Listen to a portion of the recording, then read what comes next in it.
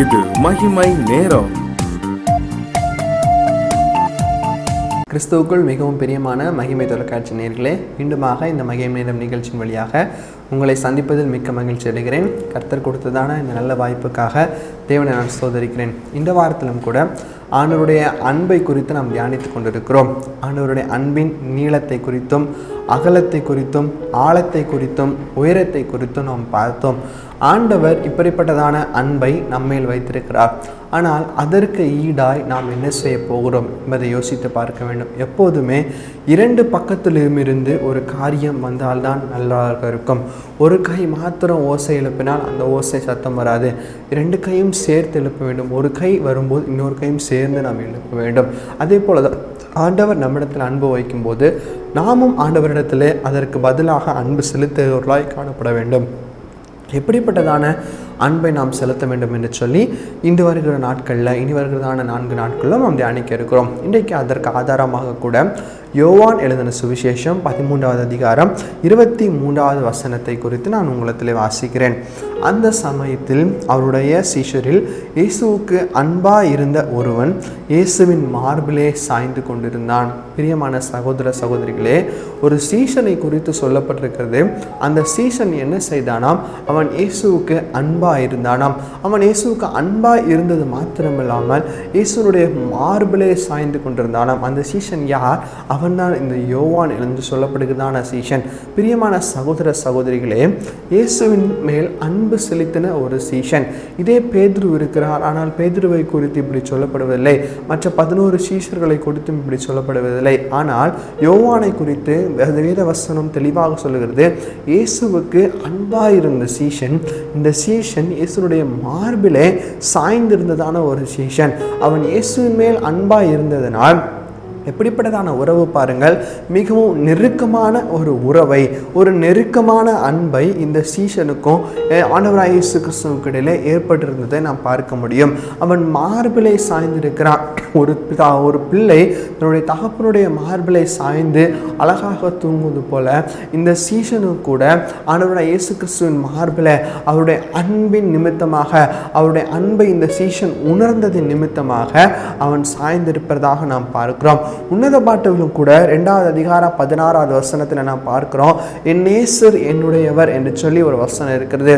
இப்படிப்பட்டதான ஒரு உணர்வு நமக்கு வேண்டும். இப்படிப்பட்டதான ஒரு பொசசிவ்னஸ், இப்படிப்பட்டதான ஒரு காரியத்தை ஆண்டவர் நம்மிடத்தில் எதிர்பார்க்கிறார். என் நேசர் என்னுடையவர் என்று சொல்லப்படுகிறதான உணர்வு இன்னைக்கு எத்தனை பேரிடத்தில் காணப்படுகிறது இன்னைக்கு. ஆனால் ஆண்டவரை நாம் மறந்து அவருடைய அன்பை நாம் உணராதபடிக்கு நாம் எங்கெங்கோ சென்று கொண்டிருக்கிறோம். அவருடைய அன்பை உணராதபடிக்கு உலகத்தை நாடி நாம் சென்று கொண்டிருக்கிறோம்.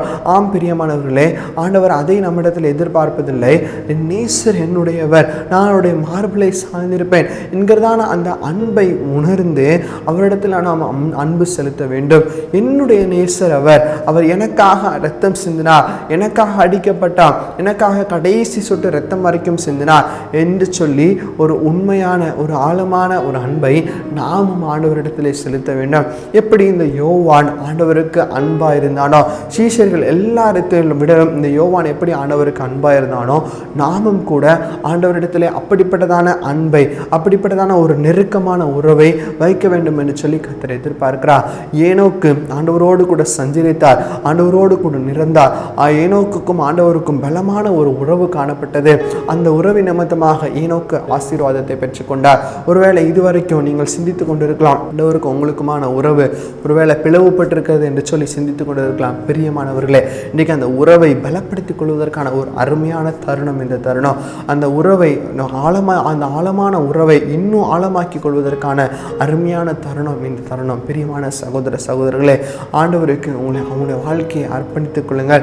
ஆண்டவருக்கு உங்களுடைய வாழ்க்கையை முழுவதுமாக ஒப்புக் கொடுங்கள். ஆண்டவரே, இயேசப்பா, நீர் எனக்காக அன்பு செலுத்தினேன், அந்த அன்பை புரிந்து உணர்ந்து நான் நடக்க கிருபை செய்யுங்க என்று சொல்லி கேளுங்க. பிரியமானவர்களே, ஆதாமுக்கும் ஆண்டவருக்கு ஒரு நல்ல உறவு இருந்தது. ஏதேன் தோட்டத்தில் ஆண்டவர் அவர்களோடு கூட சாயங்கால வேளைகளில் சஞ்சரித்தார் என்று சொல்லி நாம் பார்க்கிறோம். ஆனால் பாருங்கள், அந்த உறவு கடைசி வரைக்கும் நீடித்ததா? சாத்தான் குறுக்கு வந்தான். சாத்தான் சாத்தான் அந்த உறவில் குறுக்கிட்டான். அதனால் அந்த உறவு பிளவுபட்டது.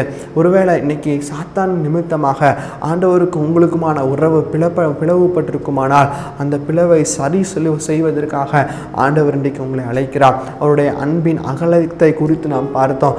எப்படிப்பட்டதான பிளவாக இருந்தாலும் சரி, இந்த பிளவை சரி செய்வதற்கு ஆண்டவர் தன்னுடைய கரங்களை 2 கரங்களையும் நீட்டி உங்களை அழைக்கிறார். பிரியமான சகோதர சகோதரிகளே, இன்றைக்கு அந்த அப்படிப்பட்டதான உறவை பலப்படுத்துகிறதான நெருக்கமான அன்பை ஆண்டவரிடத்தில் நாம் செலுத்துவோம். ஏதோ கடமைக்காக மாத்திரமல்ல, ஏதோ ஒரு காரியத்திற்காக மாத்திரமல்ல, நெருக்கமான உறவு மூலம் நிமித்தமாக நெருக்கமான அன்பை கர்த்தரிடத்தில் செலுத்தி அவரோடு கூட ஒப்புரவாகிக் கொள்வோம். அப்படிப்பட்டதான கிருபைகளை இதை கேட்டுக்கொண்டிருக்கிற ஒவ்வொருவருக்கும் ஆண்டவர் கொடுப்பாராக. அப்படியே கண்களை மூடி ஜெபிப்போம். ஸ்தோத்திர கர்த்தாவே, எங்களை நேசிக்கிறதான எங்கள் இறக்கும் இந்த பரலோக பிதாவே, உம்மை நோக்கி பார்க்க ஆண்டவனை பாராட்டின கிருபைக்காக உமக்கு நன்றி செலுத்துகிறோம்.